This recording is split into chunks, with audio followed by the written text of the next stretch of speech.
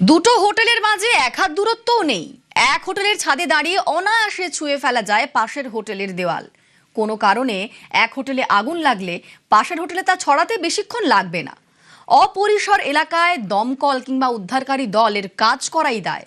একের পর এক বেআইনি নির্মাণ, যেন যৌতুকগৃহের জাল তারাপীঠ শহর জুড়ে। আমরা ইতিমধ্যে যে হোটেলে দাঁড়িয়ে আছি ছবিটা শুধু দেখাবো।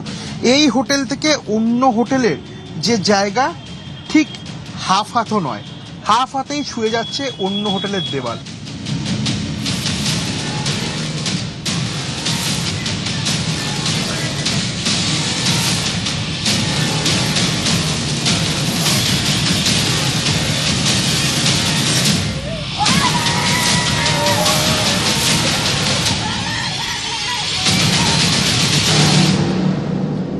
গিয়ে মৃত্যুকূপে বন্দী, পুণ্যার্জনে গিয়ে ঝলসে পুড়ে মৃত্যু। তারাপীঠের হোটেলের ভয়াবহ অগ্নিকাণ্ডে ফের একবার প্রশ্ন তুলে দিল।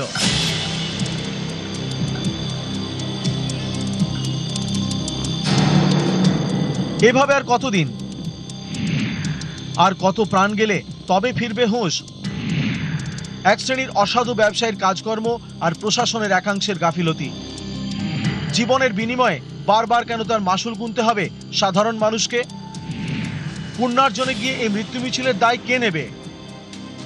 সরকার যে হোটেলগুলো নন ক্লাসিফাইড এবং যারা অলরেডি এক্সিস্টিং প্রপার্টিজ ব্যবসা করছে তাদের একটি ন্যূনতম যে গাইডলাইন সেটা নির্ধারণ করা এবং সেই গাইডলাইনকে স্থানীয় প্রশাসনের সহায়তা ইমপ্লিমেন্ট করানোটা, তাহলে কিন্তু এই সমস্ত ঘটনা আগামী দিনে আমরা কিন্তু অ্যাভয়েড করতে পারবো। অনেকে ভাবেন যে একটা বিল্ডিং খাড়া করে দিলেই ওটাই, আর অনেকগুলো রুম করে দিলেই, আর তাতে একটা করে অ্যাটাচ বাথ লাগিয়ে দিলেই সেটা হোটেল হয়ে গেল, সেটা কিন্তু একদমই তাই নয়।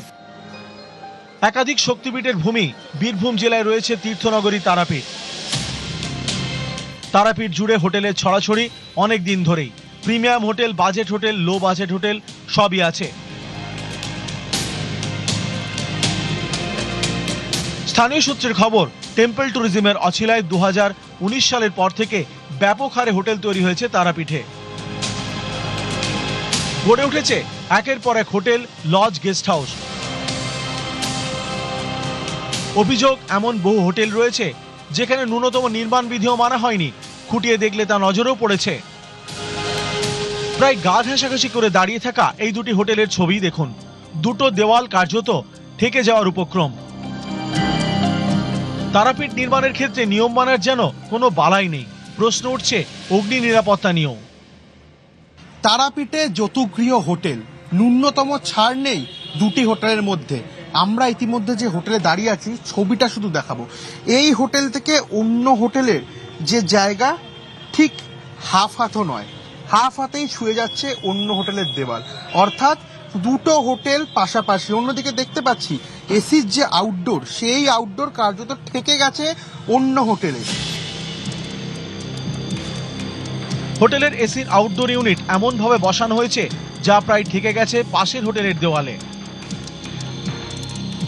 দুটি হোটেল পাশাপাশি। আমার চিত্র সাংবাদিক দেখাচ্ছে যে কিরকম অবস্থা, যে একটি হোটেলের সিলিং এর সঙ্গে অর্থাৎ দেওয়ালের সঙ্গে অন্য হোটেলের যে এসির আউটডোর তা কার্যত ছুঁয়ে রয়েছে।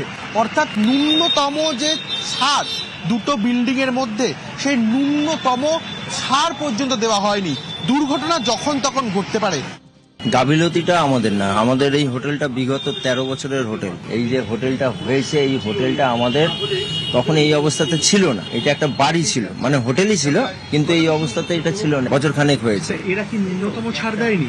ন্যূনতম ছাড় হয়নি। এটা অ্যাকচুয়ালি ছাড় হয় আমাদের এইখানে নিয়মের হিসাবে 6 ফুট। আপনার হোটেলের সঙ্গে কি 6 ফুট ছাড় আছে? আমার হোটেলের সঙ্গে 6 ফুট ছাড় নেই। এটি নির্মীয়মান আরো একটি হোটেল, যেটা প্রায় 6 তলা হচ্ছে। এরকম রাস্তার উপরে 6 তলা হোটেলের আদেও কি কোনো অনুমতি রয়েছে? এবং অনুমতির থেকেও বড় কথা, এখানেও সেই একই ছবি। দুটো হোটেল পাশাপাশি, তার যে ন্যূনতম ছাড়, সেই ন্যূনতম ছাড়ের কোনো বালাই নেই। এই ধরনের ঘটনাগুলো টিআরডিএ ঘটিয়েছে, টাকা নিয়ে সমস্ত হোটেলের পারমিশন দিয়েছে এবং এই ঘটনাগুলো ঘটার জন্য টিআরডিএ দায়ী। টিআরডিএ এই ধরনের হোটেলগুলোকে পারমিশন দিয়েছে, এটাই তো টিআরডিএ দুর্নীতি। তারাপীঠের মতো তীর্থক্ষেত্রে সেখানে এতজন মানুষের প্রাণ চলে গেল, বহু মানুষ আহত। এই বেনিয়মের সঙ্গে যুক্ত যারা, তাদেরকে আইডেন্টিফাই করতে হবে, তাদেরকে শাস্তি দিতে হবে। তারাপীঠ জুড়ে অনিয়ন্ত্রিতভাবে গড়ে উঠেছে একের পর এক হোটেল, লজ। অভিযোগ, বহু ক্ষেত্রেই কেন্দ্রীয় সরকারের পর্যটন মন্ত্রকের ক্লাসিফিকেশন কমিটির রুল মানা হয়নি। তারাপীঠে অগ্নিকাণ্ডের ঘটনার পর এই হোটেলগুলো তৈরি করার ক্ষেত্রে যথাযথভাবে পরিকাঠামো সংক্রান্ত নিয়ম পালন করা হয়েছিল কিনা তা নিয়ে প্রশ্ন উঠতে শুরু করেছে। প্রশ্ন উঠছে, আইনকে বুড়ো আঙুল দেখিয়ে কিভাবে এত বহুতল গড়ে উঠল? কারা দিয়েছিল অনুমতি? তৃণমূল আমলে কেন বেআইনি নির্মাণের এমন বাড়বাড়ন্ত? কিছুই জানতো না প্রশাসন, নাকি সব জেনেও চোখ বুজেছিল? ক্লাসিফিকেশনটা দেয় হচ্ছে পর্যটন মন্ত্রক, ভারত সরকার। এই পর্যটন মন্ত্রক ভারত সরকারের অধীনে একটি কমিটি, সেই কমিটি অ্যাপ্লাই করার পরে 72টি পয়েন্টের উপর কমিটি পুরো ইন্সপেকশন করার পরে ক্লাসিফিকেশন করে দেওয়া হয়। ক্লাসিফিকেশন যদি না হয়ে থাকে, আইনত কোনো হোটেল ক্লেম করতে পারে না তার কোনো স্টার ক্যাটেগরি আছে। আমাদের ভারতবর্ষে কিন্তু এই ক্লাসিফিকেশন ব্যাপারটা পুরোপুরি ঐচ্ছিক, ভলেন্টারি। তবে আমি এটুকুই বলতে পারি যে যদি এই ক্লাসিফিকেশনটা ম্যান্ডেটরি করা হয়, তাহলে বোধহয় এই রকম সমস্যার হবে না। তারাপীঠের হোটেল থেকে বেরোনোর পথ খুঁজে না পেয়ে কালো ধোঁয়ায় দমবন্ধ হয়ে ঝলসে পড়ে মৃত্যু, যা মনে করিয়ে দিচ্ছে গত বছর এপ্রিলে বড়বাজারের হোটেলের অগ্নিকাণ্ডের 14 জনের মৃত্যুর ঘটনাকে। বিদেশিনী গানে রবীন্দ্রনাথ ঠাকুর লিখেছিলেন, তোমায় দেখেছি মাধবী রাতে, আর তারাপীঠের এই বিদেশিনী হোটেলে ভোরবেলা বেঘোরে মৃত্যু দেখলেন পুণ্যার্থীরা। রৌনক দত্ত চৌধুরী ও আবির ঘোষালের রিপোর্ট, নিউজ 18 বাংলা।